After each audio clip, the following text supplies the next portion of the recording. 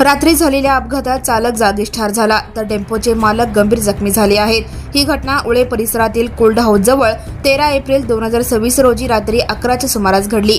मृत चालकाचे नाव मंजुनाथ पंचप्पा गौडगाव व 29 राहणार नावदगी अक्कलकोट असे आहे, तर जखमी मालकाचे नाव लक्ष्मण सुतार राहणार मंद्रुप असे आहे। तुळजापूर ते सोलापूरकडे येणाऱ्या रस्त्यावर समोरील अज्ञात वाहनाला टेम्पोची धडक बसली। अपघात इतका भीषण होता की टेम्पो पूर्णपणे चिंतामेंदा झाला। परिसरातील नागरिकांनी धावत जाऊन दोघांना कसेबसे बाहेर काढले आणि तातडीने श्री छत्रपती शिवाजी महाराज सर्वोपचार रुग्णालयात दाखल केले। मात्र चालक मंजुनाथ यांना उपचारापूर्वीच मृत घोषित करण्यात आले। तालुका पोलीस ठाण्याचे लोखंडे यांनी घटनास्थळी भेट दिली। अपघात अधिकारी आत्तार यांनीही अपघातस्थळी पाहणी केली। या प्रकरणी सिव्हिल पोलीस चौकीत नोंद करण्यात आली आहे। अज्ञात वाहन शोधण्यासाठी पोलिसांनी तपास सुरू केला आहे।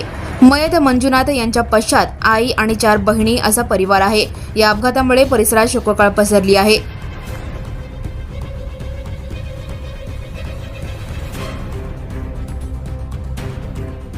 Now and press the bell icon. Never miss a